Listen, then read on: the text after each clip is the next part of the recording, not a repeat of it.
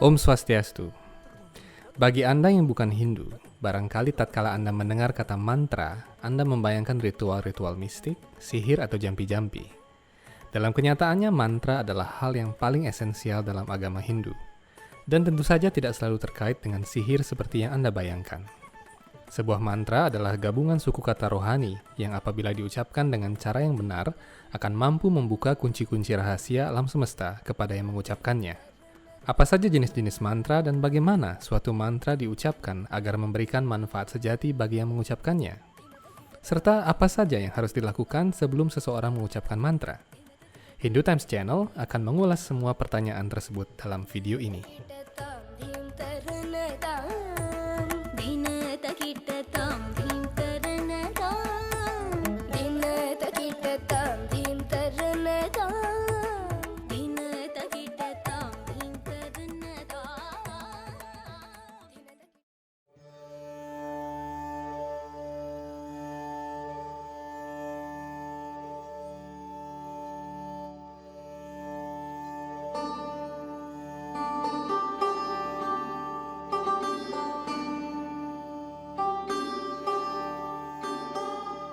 Sebelum video ini kita lanjutkan, kami mengundang Anda untuk menyukai video ini apabila Anda tertarik dengan konten-konten kami. Anda juga bisa berlangganan video-video terbaru kami. Jika Anda ingin menonton video-video eksklusif, Anda bisa mengaktifkan fitur berbayar dengan cara klik tombol join di bagian bawah video ini. Mantra berasal dari kata mana dan tranaya, yang artinya membebaskan pikiran. Seseorang mengucapkan suatu mantra agar pikirannya terpusat pada objek pujaannya, dan dengan demikian perlahan-lahan membebaskannya dari belenggu keterikatan pikiran. Secara filosofis, apabila Anda ingin mencapai Tuhan di alam rohani, Anda harus meninggalkan segala ikatan di alam material ini. Tidak mungkin seseorang bisa mencapai Tuhan apabila dia masih memelihara ikatan yang begitu kuat pada hal material. Karena itu, orang yang sungguh-sungguh ingin mencapai Tuhan harus melakukan praktik yoga, entah bhakti yoga, karma yoga, jnana yoga, maupun raja yoga. Dalam praktik yoga ini, ada banyak pantangan yang harus dia tempuh. Misalnya, seseorang tidak boleh menghumbar hawa nafsu. Itulah sebabnya dia tidak makan sembarangan. Bahkan, ada yang tidak makan daging, ikan, atau telur. Selain itu, seseorang juga harus mengucapkan mantra tertentu sesuai dengan marga atau cabang yoga yang ditempuhnya. Ini disebut dengan nitya sadhana, atau kewajiban agama harian. Dengan sadhana yang teratur dan pengucapan mantra, seseorang berangsur-angsur meningkatkan hubungan rohaninya dengan Tuhan dan pada saat yang sama menginsafi hakikat alam material ini yang penuh dengan penderitaan. Inilah tahapan apabila seseorang benar-benar ingin mencapai Tuhan. Karena itu Hindu sesungguhnya merangkul manusia dari berbagai level dan tingkatan kesadaran yang berbeda. Bagi mereka yang masih terikat pada hal-hal duniawi atau masih ingin menikmati keindahan dunia, Hindu menyediakan aturan-aturan yang harus diikuti sesuai dengan kemampuan mereka. Demikian pula bagi mereka yang ingin lebih serius, Hindu menyediakan kitab-kitab yoga, Upanishad, dan Vedanta yang hanya bisa dipahami oleh mereka yang melakukan banyak pengendalian diri dan pertapaan. Karena itu Hindu tidak bisa diseragamkan, dan praktik-praktik spiritual dalam payung Hindu melibatkan manusia dengan tingkatan kesadaran rohani yang berbeda. Ini harus kita pahami bersama apabila kita ingin merumuskan pedoman-pedoman kehidupan beragama Hindu bagi generasi di masa depan. Dalam setiap jalan menuju Tuhan, seseorang harus mengucapkan mantra tertentu guna mencapai tujuan yang diinginkannya. Karena itu penting kiranya terlebih dahulu kita mengetahui jenis-jenis mantra dan apa perbedaan mantra, sloka, stawa, atau stuti. Mantra adalah gabungan suku kata rohani yang tersusun dalam jumlah dan baris tertentu. Jumlah suku kata dan baris yang berbeda-beda ini membentuk canda atau metrum mantra. Karena itu ada mantra yang bermetum Gayatri, Anustup, Tristup, atau Jagati. Mantra tidak dibuat oleh manusia, namun mantra turun dari dunia rohani. Suku kata Om adalah inti pokok dari segala mantra Weda. Jadi unsur pertama sebuah mantra adalah canda atau metrum. Unsur kedua adalah dewata. Jadi setiap mantra memiliki penguasa yang disebut dengan dewata atau ista dewata. Ada mantra yang ditujukan kepada Surya, Indra, Chandra, atau Varuna, dan ada pula mantra yang ditujukan kepada Tuhan Yang Maha Esa. Karena itu setiap mantra memiliki dewata atau ista dewata penguasa. Unsur ketiga sebuah mantra adalah rishi, atau penerima mantra itu kali pertamanya. Dengan kata lain, rishi adalah otoritas yang menurunkan suatu mantra.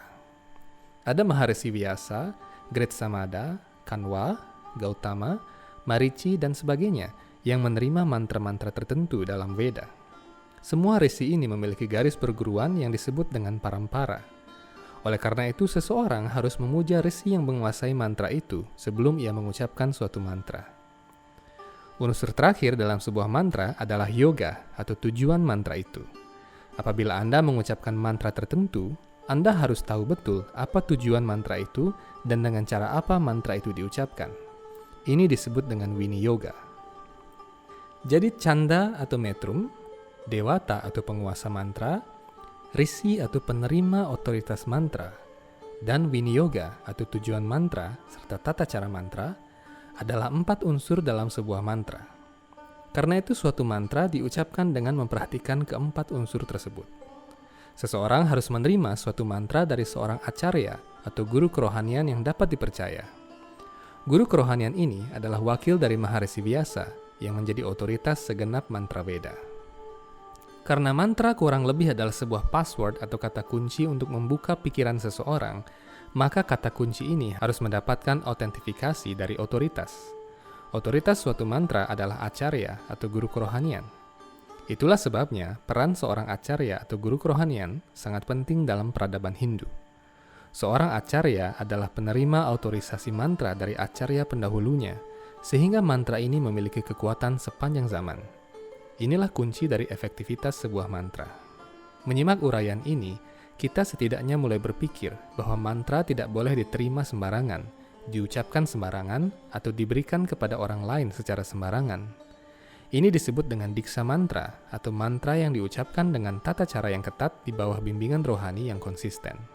Ada pula jenis mantra lain, yakni nama mantra atau japa mantra. Biasanya mantra-mantra ini pendek dan dapat diucapkan oleh umat Hindu secara umum. Biasanya mantra-mantra ini ditujukan kepada ista dewata tertentu. Namun demikian, alangkah baiknya apabila seseorang menerima mantra ini dari otoritas dalam jalur tersebut, agar mantra yang diucapkan memiliki karunia dari garis perguruan rohani. Di antara nama mantra, ada yang disebut dengan Taraka Brahmanama atau nama suci Tuhan. Dalam setiap zaman, mulai dari Satya Yuga, Treta Yuga, Dwapara hingga Kali Yuga, ada nama suci Tuhan yang berbeda. Di zaman Satya Yuga, nama Narayana diucapkan sebagai Taraka Brahmanama. Di zaman Treta Yuga, orang-orang mengucapkan nama Sri Rama. Sedangkan di zaman Dwapara Yuga, nama suci Vasudeva adalah nama suci yang direkomendasikan oleh kitab suci Weda. Hindu Times Channel kini memiliki fitur Join Member. Dengan mengklik Join Member di bawah video ini, Anda mendapatkan fitur-fitur konten yang lebih eksklusif. Anda dapat memilih salah satu di antara 3 fitur member kami, yakni Kanista, Madhyama, dan Utama, sesuai kebutuhan Anda.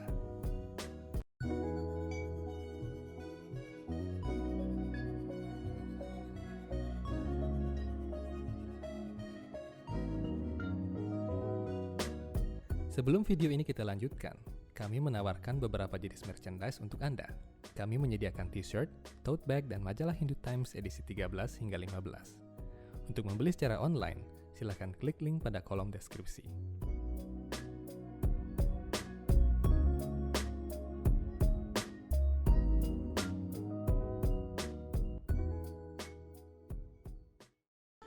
Sementara itu di zaman Kali Yuga yang berlangsung saat ini, nama suci Tuhan adalah Krishna. Taraka Brahmanama ini adalah mantra yang mengandung nama suci Tuhan dan diturunkan pada zaman-zaman yang berbeda sesuai dengan nama awatara yang berkuasa. Tuhan turun di awal setiap zaman dengan nama yang berbeda, sehingga apabila seseorang mengucapkan Taraka Brahmanama ini, dia memuja wujud Tuhan yang turun sesuai zamannya. Apabila Taraka Brahmanama diucapkan sesuai dengan zamannya, mantra tersebut dapat melebur kegelapan dan dosa-dosa dalam hati manusia. Jenis mantra lain adalah Samskara mantra atau mantra-mantra yang diucapkan dalam ritual Veda. Mantra-mantra ini dipelajari oleh para pendeta. Fungsinya adalah sebagai mantra dalam persembahan upacara suci. Mantra-mantra penyucian, persembahan makanan, memohon air suci, dan mantra-mantra sembahyang adalah tergolong samskara mantra ini. Beberapa jenis samskara mantra dapat diucapkan oleh umat secara umum dalam persembahyangan maupun kegiatan sehari-hari. Mengingat bahwa mantra adalah kata-kata suci, maka mantra hendaknya diucapkan dengan cara-cara berbeda. Ada mantra yang hanya boleh diucapkan di dalam hati. Contohnya adalah mantra Gayatri yang seseorang dapatkan dari guru kerohaniannya ketika menerima upacara Dwijati. Ada pula mantra yang diucapkan dengan cara berbisik. Contohnya adalah mantra tatkala berjapa. Di samping itu, ada jenis mantra yang bisa diucapkan dengan suara keras. Contohnya adalah Taraka Brahmanama atau nama suci Tuhan. Cara pengucapan mantra ini hendaknya dipelajari dari otoritas rohani yang dapat dipercaya, bukan dari akun-akun media sosial yang tidak jelas asal-usulnya. Apabila seseorang mengucapkan mantra sesuai dengan petunjuk, maka mantra akan memberikan kemajuan rohani dalam diri seseorang. Apabila mantra tidak diucapkan sesuai petunjuk otoritas rohani, mantra yang diucapkan seseorang tiada ubahnya hanya gabungan suku kata biasa.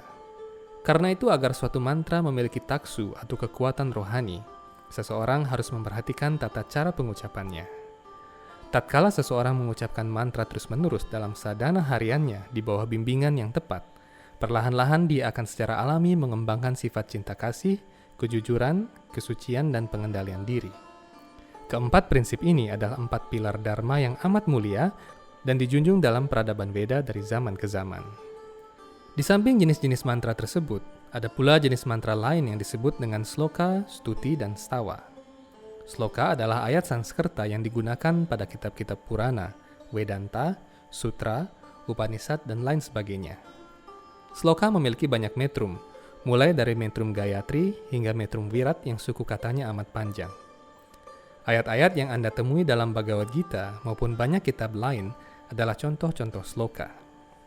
Sementara itu, stuti adalah doa-doa pujian yang dipanjatkan oleh para penyembah Tuhan yang agung. Contohnya adalah doa-doa pujian Gajendra Moksana Stuti yang dipanjatkan oleh Gajah Gajendra kepada Sri Wisnu. Sementara itu, stawa adalah doa-doa yang diucapkan untuk memuji Tuhan atau ista dewata tertentu yang biasanya ada dalam rangkaian doa-doa upacara. Baik mantra, sloka, stuti maupun stawa memiliki kekuatan rohani yang besar apabila diucapkan dengan aturan yang sesuai. Namun pada dasarnya, seseorang harus memiliki keyakinan yang kuat, baik kepada suatu doa atau mantra, maupun kepada otoritas yang menurunkan mantra atau doa tersebut. Lalu bolehkah seseorang membuat mantra sendiri? Jawabannya pasti tidak, sebab mantra tidak dibuat oleh manusia. Mantra diturunkan melalui para resi yang melampaui paham duniawi. Walaupun seseorang menguasai bahasa Sanskerta, dia tidak bisa semaunya membuat mantra, sebab mantra harus memiliki 4 syarat sebagaimana yang telah disebutkan di bagian awal. Namun demikian, seseorang masih bisa mengucapkan doa kepada Tuhan. Seseorang bisa berdoa apa saja kepada Tuhan. Dia bisa berdoa dengan bahasa Sanskerta, bahasa Indonesia, bahasa Bali, bahasa Jawa kuno, bahasa Inggris, maupun bahasa apa saja. Dia bisa mencurahkan isi hatinya kepada Tuhan dengan bahasa apapun, karena doa tentu tidak dibatasi. Namun demikian, seseorang hendaknya mengucapkan mantra selain berdoa secara bebas, karena mantra memiliki kekuatan rohani dalam wujud getaran suara. Kadang-kadang doa yang seseorang ucapkan dalam bahasa sendiri barangkali memiliki motif material dan mengandung kesalahan. Namun mantra tidak mengandung kesalahan. Karena itu pengucapan mantra tetap harus dilakukan dalam sadhana rohani sehari-hari.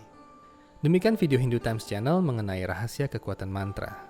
Apabila Anda memiliki pertanyaan terkait topik ini, Anda dapat mengajukannya di kolom komentar. Pertanyaan terpilih akan kami jawab khusus dalam episode podcast Hindu Times. Semoga video ini memberikan manfaat bagi Anda dan mampu meningkatkan srada dan bakti Anda dalam jalan rohani Veda yang terang dan kekal. Om Santi Santi Santi Om.